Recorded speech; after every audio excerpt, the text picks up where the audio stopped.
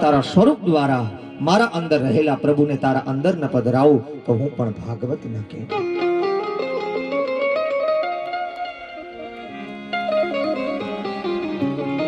નમવાનું મન થાય, વંદન કરવાનું મન થાય તો વિચાર ન કરતા. હું ક્યાં છું અને કેવી રીતના છું એનો પણ વિચાર ન કરતા. ઉતરીને વંદન કરી લેજો અને કોઈના જો આશીર્વાદ મળી ગયા અને આશીર્વાદ પછીની વાચાળ ખુલ્લી, વાણી ખુલ્લી તો એ કૃપા દ્વારા હશે. એના અંદર કૃપા જોડાયેલી હશે.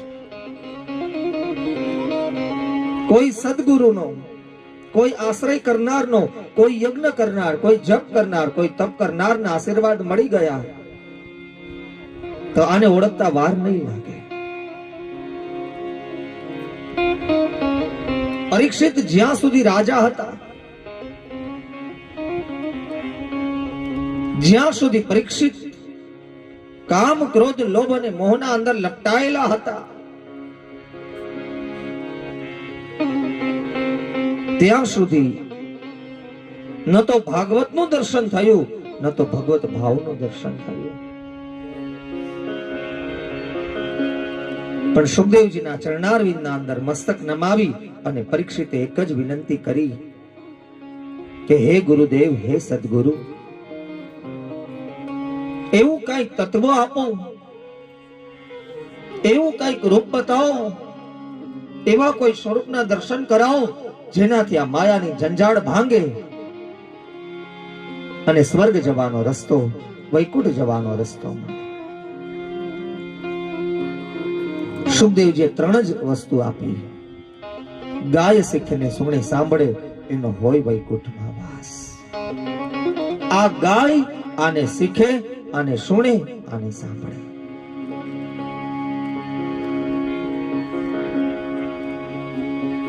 ભાગવતનું ગાન કરવું, ભાગવતને શીખવું, ભાગવતને સાંભળવું. હે પરીક્ષિત, 7મા દિવસે તને વૈકુંઠમાં વાસ ન પાવ તો તારો ગુરુ સુખદેવ ન કહેવાય.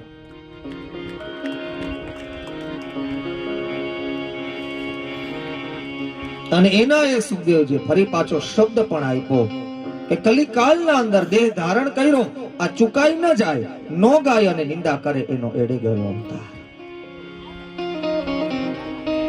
જો ચુકાઈ ગયું, આ વયું ગયું, આ ક્ષણ ગઈ, આ સેકન્ડ ગઈ, આ શ્વાસ ગયો, ફરી પાછો ક્યારેય નહીં આવે. એક એક ઓછા થાય, એક એક ઘટતા જાય. દીકરાની માને પૂછો દીકરો કેવડો થયો તો કે 22 નો, અને કાળને પૂછો તો વિનંતી કરે કે 60 નો હતો, હવે 58 નો જ રહ્યો. બે નીકળી ગયા. પારણિયામાં પોઢેલા બાળકને પૂછો, દીકરાની માને પ્રશ્ન કરો કે તારો લાલો કેવડો થયો તો કે 1 વર્ષનો. કાળ ગણતરી કરે 58 નો હતો, 57 રહ્યા.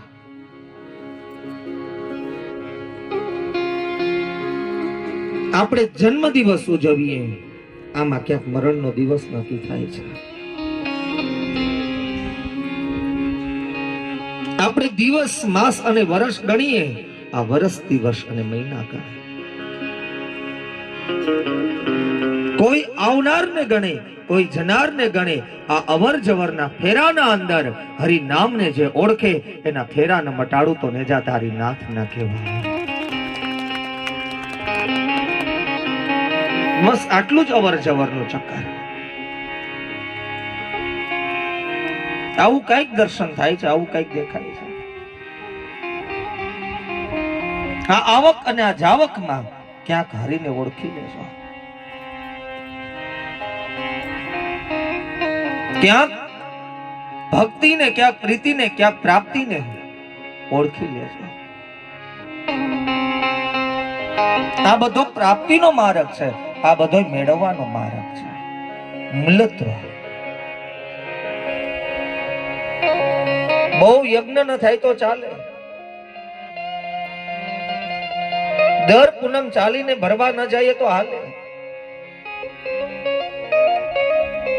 ગમે ત્યાં દોટ ન મૂકીએ તો ચાલે. પણ નામ અને જપ તો હોવું જ જોઈએ, એના વગર નહીં ચાલે. નામ વગર ઉદ્ધાર તો પરીક્ષિતનોય નથી, અને નામ વગર ઉદ્ધાર મારો ને તમારોય નથી. આજે કોઈ એવું કે શાસ્ત્રીજી ભાગવત વાંચે છે, ના, આમાં લખેલા નામનું વર્ણન કરે છે. કારણ કે 1008 નામ આમાં છે, આ બધું એનું જ વર્ણન છે. વેદવ્યાસ જે ભાગવત લખ્યું, ના, પ્રભુના નામ લખ્યા. 18,000 શ્લોકમાં બતાવ્યું કે આ નામનું મહાત્મય આ છે. સુખદેવજીએ કથા નથી સંભળાવી, કેવલ નામ સંભળાયું. કથા તો આપોઆપ બની ગઈ. હૃદયના અંદર નામ અને જાપને ધારણ કરજો, જિંદગીની કથા તો આપોઆપ બની જશે. બાપ,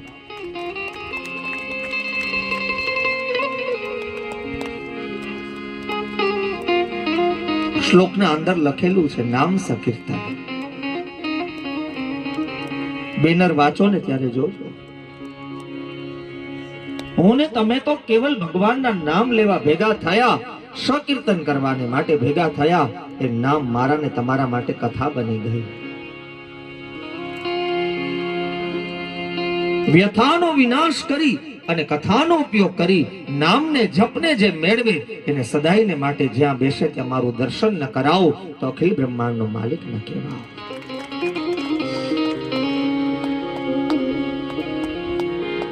આ સ્વરૂપની પ્રીતિ છે, આ સ્વરૂપની પ્રાપ્તિ છે. આટલું જ ગ્રહણ કરી લ્યો એટલે બધું આવી ગયું. આવી રીતના કઈક મેળવવાનો પ્રયાસ કરો એટલે ભક્તિ થઈ જાય. આ અનુભવ કોણ કરાવે? કેવલ અને કેવલ શ્રીમદ ભાગવત. આ દર્શન કોણ કરાવે? કેવલ અને કેવલ શ્રીમદ ભાગવત.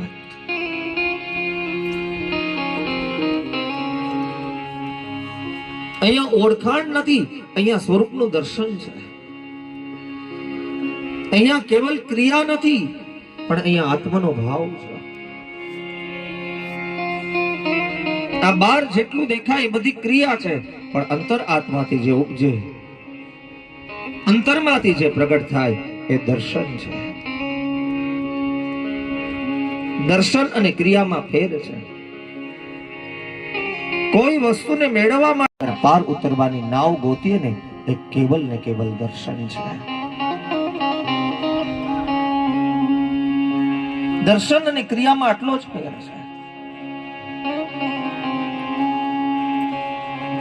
ક્રિયા તો રાવણે કરી હતી, તપ તો હજારો વર્ષનો હતો. ક્રિયા તો હિરણ્યકશ્યપે કરી હતી, રાત્રે ન મરું, દિવસે ન મરું, ઘરમાં ન મરું, બહાર ન મરું. પણ પ્રહલાદે તો કેવલ દર્શન કર્યું. હે નો દારાના આધાર, જો મારામાં ભક્તિ હોય, જો કાળ કોટડીના અંદર તે પરચો આપ્યો હોય તો થાંભલામાં પણ આપજે. એ દર્શન હતું. દર્શન